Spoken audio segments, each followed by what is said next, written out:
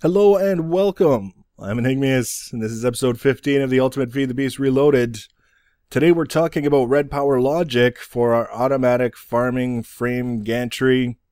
You saw in the last episode we did the structure for the gantry, at least the basic structure. We've got the motors in place. We've also got the block breakers and deployers in place. And now it seemed like a good idea to sit down and figure out exactly how we were going to control it. What you see here, obviously, is a lot of red power logic blocks. We're going to go over this in a bit of detail momentarily, but I just wanted to say, before I do that, I could have done this with red power computers. I've done projects in the past where I've used red power computers to control inchworm drives and things of that nature. For a build like this, where we're only moving in two different directions, and we're not doing anything crazy or complicated with the controls of anything else that's on the frame. So, for example, the block breakers and deployers work on a very simple pulse system. I didn't think pulling out the red power 2 computers and making all the different bundled cables and jacketed cables and colored cables was really what I wanted to be doing right now. And this was a good challenge for me also, to sit down and work it out with the logic blocks. I would highly recommend this to anyone, even if nothing ever comes of it, even if you never actually wind up building a logic system out of the blocks, just to play around with them and get a feel for how they work and what they do when you change the different settings. Good way to spend a few hours if you were so inclined. But I also understand that for a lot of people this is kind of like you've got a tolerance of about 3 seconds of descriptive sort of things with regards to these kinds of blocks before you just tune out altogether. So I'm going to try and keep that in mind, but I do have to explain how it works, because there will be some people who will be interested in it. Those of you who are familiar with the red power logic blocks probably pick up pretty easy and have probably already traced through the circuit and determined how it works. Those of you in the middle, kind of interested but not really all that familiar, this is mostly aimed towards you. So what we've got here is the exact circuit that we will be using on the frame gantry to make it both move from one side to the other and back, but also control the timing of the engines, the block breakers, the deployers. And also, one of the things that I want it to do is I want it to say start in one position, move over in one direction, cultivating the ground and planting seeds, and then I want it to stop on this side for a while and let the seeds grow.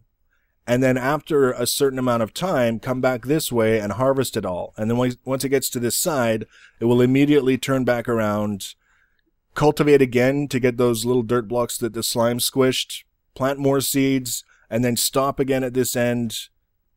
At the end of a certain amount of time, again, come back this way and harvest. And that will be the cycle, just back and forth that way. So that's what this circuit is designed to control. And it's based on receiving signals on the gantry from a couple of little jacketed red alloy wire posts sticking up out of the ground. Now, to give you an idea of what that might look like, I've got, hopefully, yes, I've got these guys.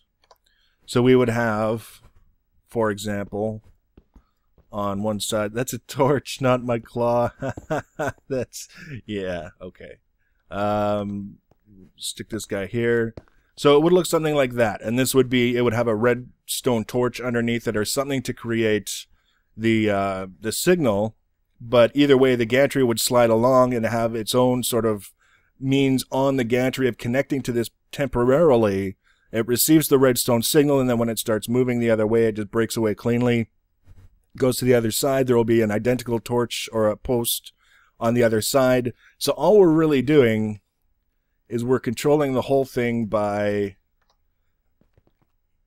a redstone signal on either side. And this is what this lever represents. So for example, now I gotta warn you, this is a little bit backwards. When these guys here are pulsing, that signifies sending the necessary signals to the engines and the block breakers and deployers to move it from here over to here. And when those guys over there are pulsing, it would be going this way. So it's a little bit backwards in that regard, but you've been warned. So it's when it's in contact with one of the posts, it will be receiving a solid redstone signal.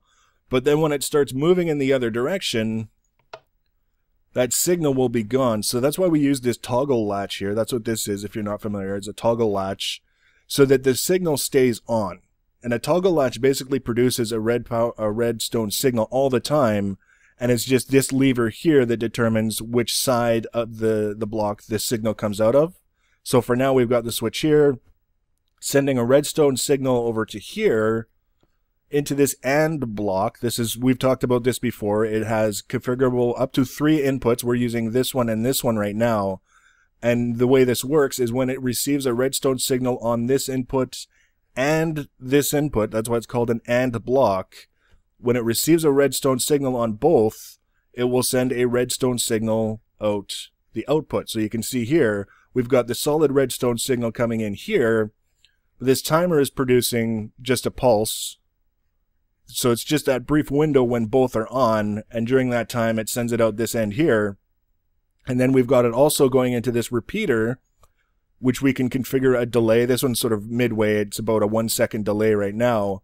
So we get a pulse here, for example, operating the engines, and then a second later, or whatever we tune it for, we'll get the pulse that operates the block breakers and the deployers. So this is the really, really simple side. This is when it's going this way. It doesn't have to do anything complicated other than run the motors and make it move and make the block breakers and deployers work. So then when we get over to this side, this is where it gets a little bit tricky, because this is where we want it to stop and wait for a certain amount of time before it comes back. So you imagine it hits the post over here. We'll go over what's going on here in a little bit more detail momentarily, but just suffice it to say that these are the blocks that are managing that delay over there. And as soon as this timer comes around, reaches the end of its cycle, it'll send a pulse that will go into this AND gate that's also receiving the signal from this toggle latch. And then it goes up here, and then from here, it operates exactly like it did over there. We've got an AND gate here that's receiving the solid signal. We're getting the pulse from the timer. When the timer pulse is active, it sends the pulse out here and into a repeater so that we can manage the delay between the engines moving and the block breakers. So that's basically the system. So all that's left to look at is just a tiny bit more detail on this delay, which when you think about it, it's just these 3 extra blocks into the mix. Actually make it 4, because there's the AND gate over there. So it's not super complicated, even though it's all sort of jammed together. So we're going to pretend again that we've just finished coming this way. We're about to hit the little post sticking up out of the ground over there. We'll pretend it's over there. And what we've got here is the toggle latch. The signal comes on. This is another toggle latch. The signal now here on this side, you can tell by this redstone torch, is on, and this is a NOT gate, which means this guy is only on when this input is off. So the output, all 3 of these outputs are on when this is off. So basically, if the signal from this latch is not coming in here, if it's on the other side like it is now, this guy turns off the signal going into the timer, which allows the timer to move. When the timer comes around to the end of its cycle, the pulse that it creates flips the latch again. Now this signal is off, so these ones are on. It stops the timer, because we don't want the timer interfering with anything when it's going this way or when it's over on this side, flipping this latch. We just want it to run its cycle once and then stop. And then when it toggles this latch here, that's when we get the AND gate to the AND gate to the pulse. Bob's your uncle. So we'll just look at that one more time. Going one way, we just started moving, hit the post. This guy is on, so these are off. Lets the timer move. The timer currently is set on a 15-second cycle, just for the sake of demonstrating how it works. As soon as it comes around, it creates the pulse, toggles the latch into the gate, like so. That's the entire system that will be managing the frame gantry. And like I say, all we'll have to do once we get it into place is set up all of the timings, tune it so that everything is being given enough opportunity to run. And that's about as far as I wanted to take it with this episode, not because we don't have time to do anymore, but because, again, when we start talking about the more technical of the technical things, sometimes less is more, and this gives you guys an opportunity to kind of absorb whatever it is you want to absorb from this. And then in the next episode, we'll see it in place on the gantry. And then we can talk about fine-tuning the rest of the mechanics, getting everything up and running, do a final pass on how everything works, and we should be able to get it up and going. But as a special bonus, I've got a little project that I took on yesterday upon hearing word that with 1.5.1, Steve's Cart's logging carts going to be changing the existing logger tool,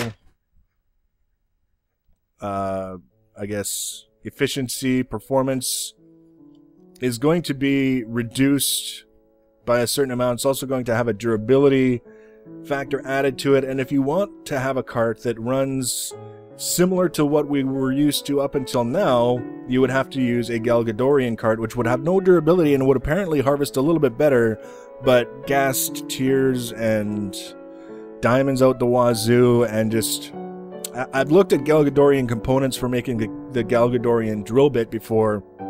Very expensive. I would do it for the drill bit. I will not do it just to retain the performance that I've been enjoying up to this point, and you can see my response to that already. The Steve's Cart's tree farm is gone, and in its place is a Mine Factory Reloaded tree farm. I just got it up and running yesterday. There's still some tuning to be done. You can see it's just shredding the trees. There we go. It's better when you can actually see the trees and not just the signs of destruction. As long as you can keep it supplied with fertilizer and saplings, this thing just hauls ass. It's very, very fast. Some people say it's overpowered. They said Steve's Cart's logging cart was also overpowered, and the response was to make it suck. So if people say this is overpowered, that means the only way to make it better is to make it suck. I would rather not have to deal with that. So I made it, and I don't regret it, but I have to say, I've heard a lot about Mine Factory Reloaded, everything being overpowered, and it's not observing the simple fact that in modded Minecraft like this, the currency is not the materials that you spend, it's the energy that you spend. And that's where, at least from what I've seen in the systems that I've looked at, Mine Factory Reloaded is sort of like, yeah, you can do all kinds of crazy stuff, but it's going to cost you out the wazoo in terms of energy for each operation, so that's maybe the balancing factor. And if you don't like that, configs, you know, whatever, tell your mom, tell her to write a letter to somebody.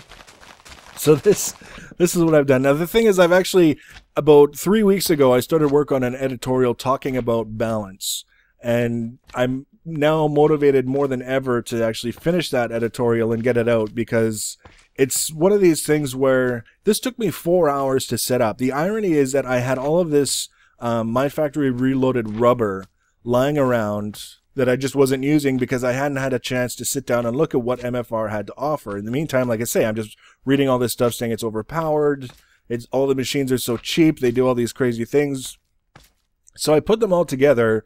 The machines themselves are really, really cheap to build. They are not difficult or expensive to build at all.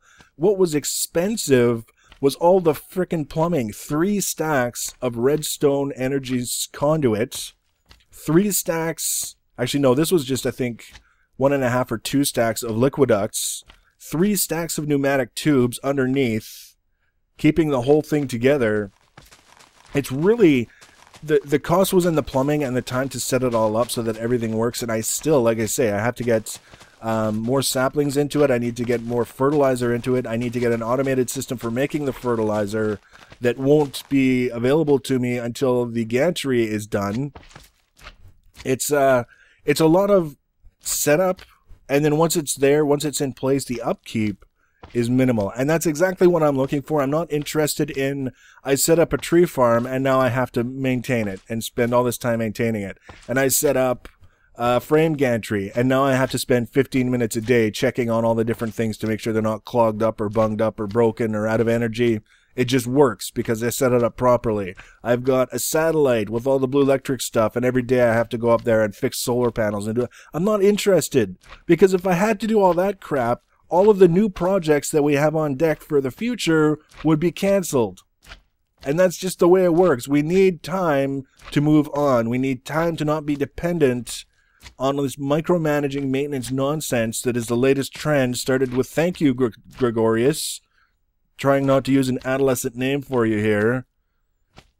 It doesn't make sense in a mod pack with 20, 15, 20, 25 mods to say if you are dumb enough to set up automated systems with 3 of them, it's game over for you because that's all you'll ever have time to do is maintain what you've got. I hope you chose the 3 you would like the most. So this was my project. Had it not been for this, I may have actually had time to get the circuitry on the gantry, and I would have been able to show you this stuff with the things on the floor and then take you outside and show you how it works. But as it is, all I had time for was to set it up on the floor and to do all of the plumbing underneath these machines. So look forward to that editorial in the not too distant future. It's going to be on balance. I've got some great creeper footage and stuff like that. And additionally, if you want to see what the frame gantry looks like when it's working, you can subscribe to my channel and you'll be notified when I add that video, which will be the next one probably in the next day or 2. So otherwise, thanks for watching, guys, and take care.